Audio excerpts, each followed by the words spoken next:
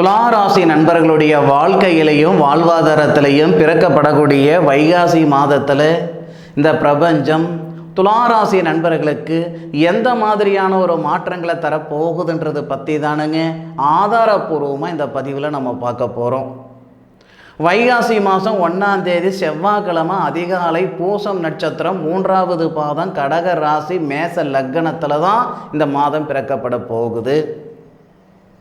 அப்பேற்பட்ட வைகாசி மாதம் துளாராசி நண்பர்களுக்கு சாதகமாக இருக்குமா அல்லது பாதகமாக இருக்குமா? ராசியாதிபதி சுக்கிரன் ராசிக்கு 7வது பாவகத்தில் 6ஆம் தேதி வரைக்கும், வைகாசி மாதம் 1ஆம் தேதியிலிருந்து வைகாசி மாதம் 6ஆம் தேதி வரை துளாராசி நண்பர்களுக்கு ராசிநாதனுடைய பார்வை வாங்கக்கூடிய தருணத்தில் தான் இந்த மாதம் பிறக்கப்படுது. மற்ற கிரகங்களை விட யார் ராசிக்குரிய கிரகமோ ராசிநாதனோ அந்த ராசிநாதனுடைய பார்வைப்படுறது ஏதாவது ஒரு வகையில் நல்ல அனுகூலத்தை ஏற்படுத்திவிடும். துளாராசியில் பிறந்த ஆண்களாக இருந்தாலும் சரி பெண்களாக இருந்தாலும் சரி, திருமண வாழ்க்கையில் சங்கடங்கள் இருக்குது, திருமணம் ஆகிட்டு ஒரு சில மாதிரி பிரச்சனைகள் இருக்குது, ப்ராப்ளம் இருக்குது அப்படின்னா உங்களுக்குரிய நேர காலங்கள் வர்ற வைகாசி மாதம் 1ஆம் தேதியிலிருந்து 6ஆம் தேதி வரை உங்களுடைய ராசிநாதன் சுக்கிரன் உங்களுடைய ராசிக்கு 7வது பாவகம் திருமண ஸ்தானத்தில் பரணி நட்சத்திரம் 4வது பாதத்தில் இருந்து உங்கள் ராசியை பார்க்குறார். அதன் பிறகு கார்த்திகை நட்சத்திரம் 1 பாதத்துக்கு வருவார். கிட்டத்தட்ட 6 நாட்கள். இந்த 6 நாட்களில் திருமணத்துக்கு முயற்சி பண்ணிகிட்டு இருக்கிற நண்பர்களுக்கும் சரி, திருமணமாகி பிரிஞ்சு போன நண்பர்களுக்கும் சரி நல்ல அனுகூலம் கொடுக்கும். பிரிஞ்சு போன காதலர்கள் ஒன்று சேர்றதுக்கான வாய்ப்புகளை கொடுக்கும். அதுபோக மாத பலன்கள் அப்படின்னா சூரிய பகவானை மையமாக வச்சு மட்டும்தான் சொல்கிறது.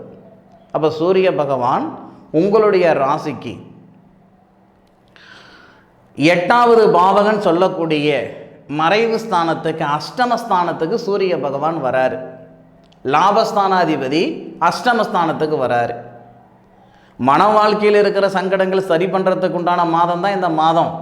திருமணத்தில் இருக்கிற தடைகள் நீங்கக்கூடிய மாதம் தான் இந்த மாதம். எல்லாம் சரிதானுங்க. ஆனால் அஷ்டமஸ்தானத்தில் லாபஸ்தானாதிபதி வர்றது அந்தளவுக்கு சிறப்பு கிடையாது. லாட்ரி வாங்கலாமா, ஷேர் மார்க்கெட்டில் காசு பணம் கொடுக்கலாமா, 1 லட்ச ரூபாய் கொடுத்தா 2 லட்ச ரூபாய் திருப்பி கொடுக்குறேன்னு சொல்கிறானே அந்த மாதிரி பிஸ்னஸுக்கு போகலாமா? இதெல்லாம் வேண்டாம். லாபஸ்தானாதிபதி மறைவு ஸ்தானத்தில் போகிறாரு. அதுபோக மறைவு ஸ்தானத்தில் வரக்கூடிய அந்த சூரிய பகவான் பகையாகவும் ஆகிறார். அதுபோக 6ஆம் தேதியிலிருந்து உங்களுடைய ராசிநாதனான சுக்கிரனும் 8வது பாவகம் அஷ்டமஸ்தானத்தில் மறைவு ஸ்தானத்துக்கு வராரு. ஏற்கனவே அந்த இடத்துல குரு பகவான் இருப்பார். அப்போ குரு, சுக்கிரன், சூரியன் இந்த 3 கிரகங்கள். அது போதாது அப்படின்ட்டு பிதிருஸ்தானாதிபதினு சொல்லக்கூடிய புதன், 12வது பாவகத்துக்கு அதிபதி விரயஸ்தானாதிபதினு சொல்லக்கூடிய புதன் 18ஆம் தேதி வைகாசி மாதம் 18ஆம் தேதி அவரும் அஷ்டமஸ்தானத்துக்கு போகிறார். அப்போ 4 கிரகங்கள் மறைவு ஸ்தானத்துக்கு வர்றது. வியாபார ரீதியாக கூட பெரிய லெவலில் லாபம் எதிர்பார்க்க முடியாது. இந்த வைகாசி மாதத்தில் கொஞ்சம் திட்டமாக தான் இருக்கும். பெரிய லெவலில் ஒரு வளர்ச்சி வந்துடாதுங்க. என்ன இருக்குதோ அதை வச்சு அப்படியே நம்ம மெயின்டைன் பண்ணிட்டு வரலாம். சுப விரய செலவுகள் செய்கிறீங்களா? இது உங்களுக்கு நல்ல நேரம் தானுங்க. ரொம்ப நாள் நீண்ட நாள் கனவாக இருக்குதுங்க, ஒரு இடம் வாங்கலாமா அப்படின்ட்டு ஒரு எண்ணம் இருக்குதுங்க அப்படின்னா தாராளமாக நீண்ட நாள் கனவு இந்த நேரத்தில் தாராளமாக இன்வெஸ்ட்மெண்ட் பண்ணலாம்.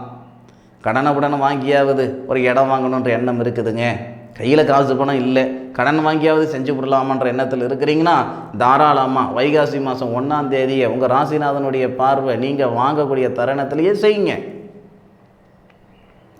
அதுபோக விரய செலவுகள் பண்ணுறதுக்கு மட்டும் இது நல்ல நேரமா சார்?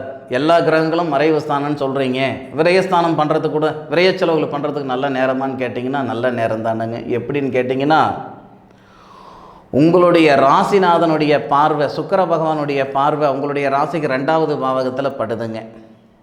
குருவுடைய பார்வை உங்கள் ராசிக்கு 2வது பாவகத்தில் படும். சூரிய பகவானுடைய பார்வை உங்கள் ராசிக்கு 2வது பாவகத்தில் படும். புதனுடைய பார்வை உங்கள் ராசிக்கு 2வது பாவகத்தில் படும்.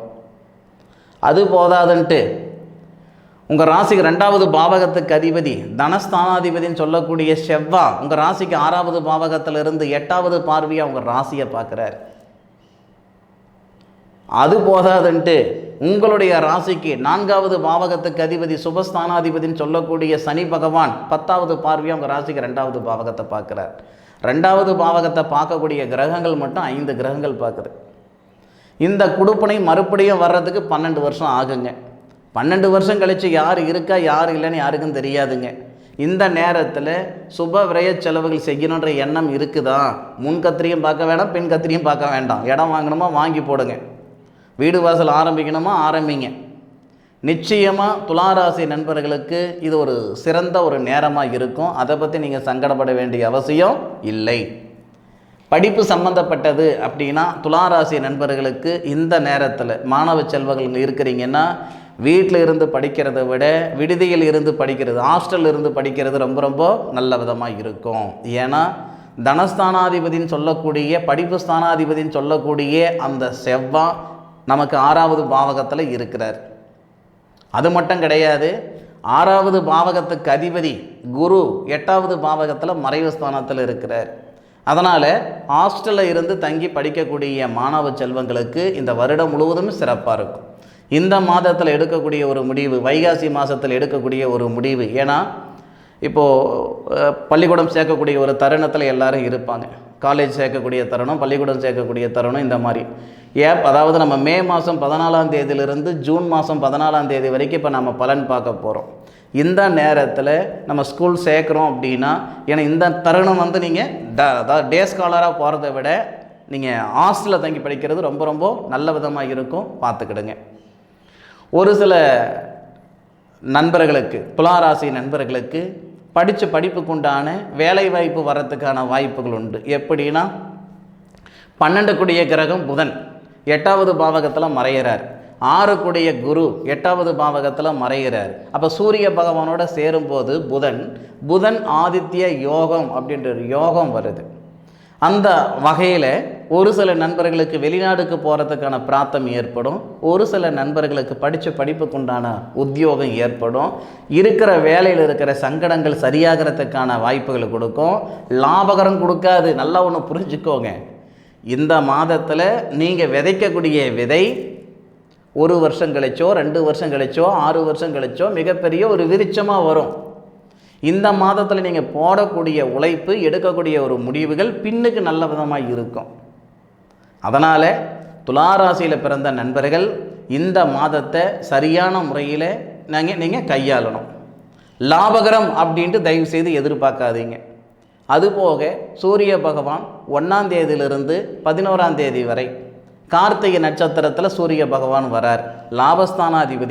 லாபஸ்தானாதிபதி நட்சத்திரத்தில் ராசிக்கு 8வது பாவகத்தில் இருக்கக்கூடிய சூழலில் முடிஞ்சளவுக்கு உசிரே போகுதுனால யாருக்கிட்டையும் காசு பணம் கொடுக்காதீங்க. கொடுத்தா வாங்க முடியாது. ஏன்டா கொடுத்தோம், எதுக்குடா கொடுத்தோம், எப்படா நாம் கொடுத்தோம் அப்படின்ற அளவுக்கு யோசனைகள் அதிகமாக வந்துருங்க. லாபஸ்தானாதிபதி நட்சத்திரத்தில் 8வது பாவகத்தில் பகையாக இருக்கும் பொழுது நமக்கு இந்த லாபஸ்தானம் ஒரு சின்ன உதாரணத்துக்கு சொல்கிறேனுங்க. நம்ம நேரத்துக்கு இந்த நேரத்தில் ஒரு 2 பவுன் நகை எடுக்கலாமே, ஏறிக்கிட்டே போகுதே அப்படின்ட்டு வாங்கினோம்னா திடீர்னு 2000 ரூபாய் குறைஞ்சி போயிடும். ஷேர் மார்க்கெட் நல்லா போய்கிட்டு இருக்கு, ஏதாவது கொஞ்சம் நம்மளுடைய பிரச்சனைகள் சரியாகிறதுக்கு எதாவது லாபகரமாக இருக்குன்ட்டு ஒரு 2 லட்சம் 3 லட்சம் போட்டோம்னா போட்ட பணம் கூட எடுக்க முடியாது. இந்த மாதிரி தான் இந்த மாதம் இந்த துளாராசி நண்பர்களுக்கு இருக்கும். தயவுசெய்து தப்பாக எடுத்துக்கிடாதீங்க. சாதகமான பலன்கள் இருக்குதா இல்லையான்னு பார்த்துக்கிறோமோ இல்லையோ, பாதகமான சூழ்நிலை இருக்கான்றது பார்த்துக்கிடணும். ஒரு மனுஷன் இருக்கிற இடத்துல இருந்து மேலே போகலைனாலும் யாரும் கேட்க மாட்டாங்க. இருக்கிற நிலைமையிலேருந்து கீழே போயிட்டோம்னா ரொம்ப தப்பாகி போயிடும். சரிங்களா? அதனால் துளாராசி நண்பர்கள் ஏற்கனவே ஒரு சில சங்கடத்தில் இருக்கக்கூடிய நண்பர்கள் இருக்க தான் செய்கிறீங்க. இருக்கிற நிலைமையில் இருந்துக்கிட்டால் கூட போதுமானது. இன்னும் கீழே போயிட்டோம்னா தப்பாகி போயிடும். அதனால் கொஞ்சம் சூதானமாக இருங்க. அதுபோக 11ஆம் தேதிக்கு மேற்கொண்டு கிட்டத்தட்ட பார்த்திங்கன்னா நமக்கு 25ஆம் தேதி வரை ரோகிணி நட்சத்திரத்தில் லாபஸ்தானாதிபதி தொழில்ஸ்தானாதிபதி நட்சத்திரத்தில் ஏறுறார். சூரிய பகவான் லாபஸ்தானாதிபதி, சந்திர பகவான் தொழில்ஸ்தானாதிபதி.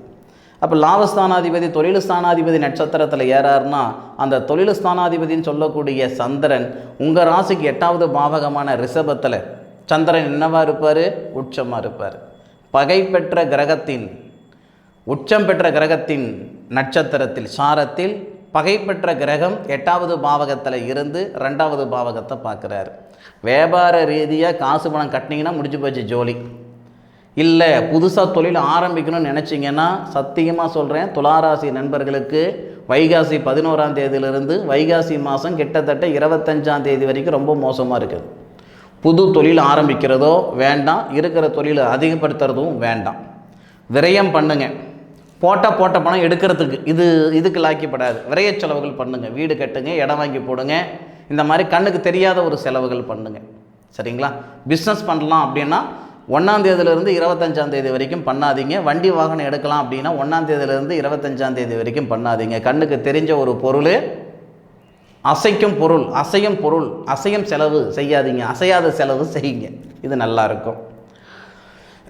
இல்லை நான் செஞ்சு தான் ஆகணும் சார், கமிட் பண்ணிட்டேன், ஒரு வண்டி வாகனம் வாங்கணுன்ற எண்ணத்தில் இருக்கிறேன், அது செஞ்சு ஆகணும் அப்படின்னா வைகாசி மாதம் 25ஆம் தேதிக்கு மேற்கொண்டு வைகாசி 25லிருந்து வைகாசி மாதம் 32ஆம் தேதி வரை உங்களுக்கு அதில் ஒரு 7 நாள் பக்கம் கிடைக்கிது.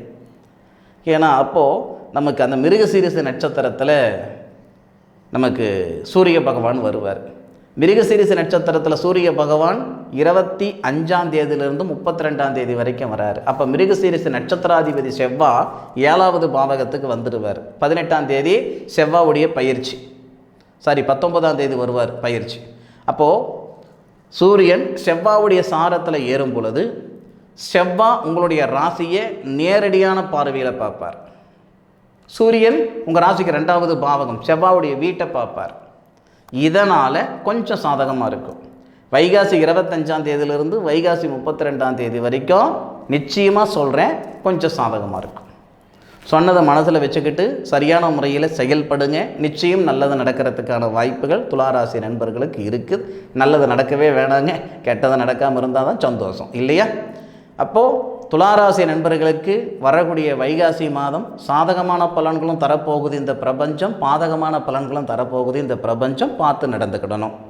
என்னுடைய காணொலியை முழுமையாக பார்த்தமைக்கு மனசிலிருந்து மனமார்ந்த நன்றிகளை சொல்லிக்கிறேனுங்க. மீண்டும் அடுத்த ஒரு அற்புதமான தருணத்தில் உங்கள் அனைவரையும் சந்திக்கும் வரை உங்களிடமிருந்து விடைபெறுவது உங்கள் வீட்டு ஜோதிட நண்பனான மா காளிதாஸ் மணிகண்டன். திருச்சிற்றம்பலம். வாழ்க வையகம், வாழ்க வளமுடன்.